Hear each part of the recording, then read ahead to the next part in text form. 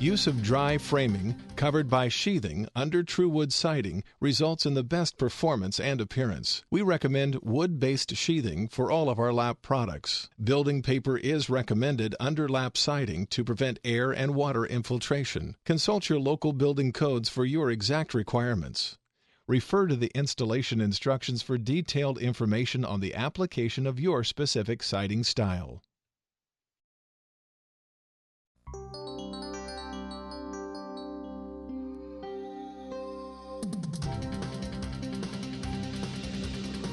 TruWood siding must be fastened with corrosion-resistant box head type nails. Do not use staples. The nails must be long enough to penetrate framing studs at least 1.5 inches. When correctly driven, the nail head should just touch the siding and trim surface. It's important to not overdrive or countersink nails.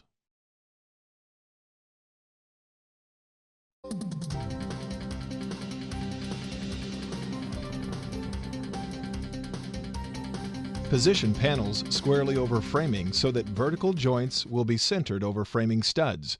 Never force panels into place.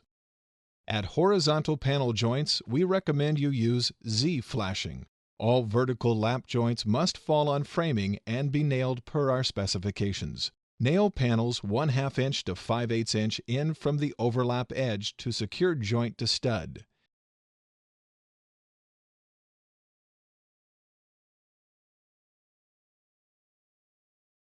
Follow the nailing schedule in your installation instructions for proper nail size and maximum allowable spacing between nails.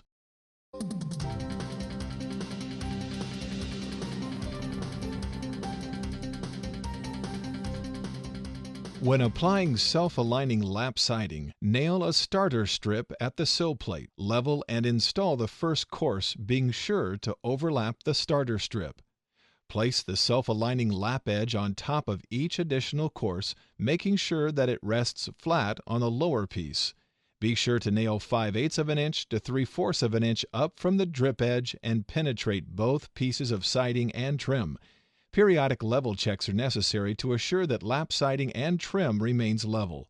Use corrosion-resistant 8-penny box head nails 16 inches on center. Butt joints are to be located only at studs. Lap siding must be nailed both top and bottom on each side of the joint. Metal joint covers are required to minimize maintenance. When abutting siding and trim to window and door trim, as well as inside and outside corner trim, also space a minimum 3/16 inch and seal.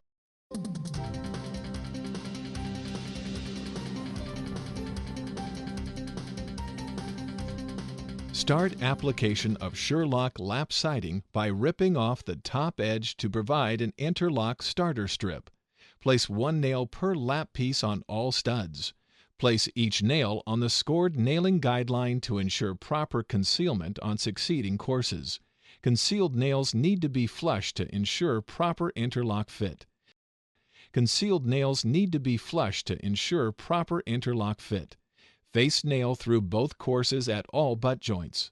Vertical butt joints are to be located only at studs. Stacking the butt joints and covering the joints with a piece of trim is highly recommended. This application reduces homeowner maintenance over the life of the siding. Nail on both sides of the joint at the scribe line. If metal studs are used, appropriate screws are recommended.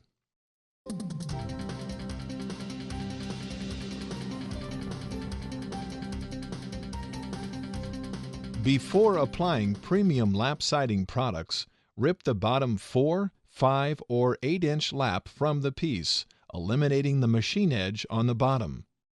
Remember to prime and paint generously on this edge upon completion of application. It is required that 3 nails per lap on all studs be used. Make sure the drip edge nail penetrates both courses. Do not nail in the groove. Nail successive laps 5/8 inch to 3/4 inch from the drip edge and in the center of the lap. Nail both sides of all joints. Stacking the butt joints and covering the joints with a piece of trim is, once again, highly recommended. The advantage of this method results in the complete elimination of unsightly joints and the need for metal joint covers, and reduces homeowners' maintenance over the life of the siding.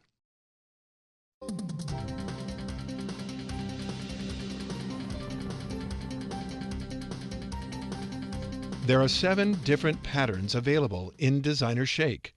The indentations of each pattern determine what the exposure should be, with a minimum of 1 inch overlap from the indentations. All the patterns of Designer Shake are 9.5 inches wide, and the exposures vary from 7.5 inches for fish scale to 4.5 inches for diamond pattern. Refer to your installation instructions for details on each pattern.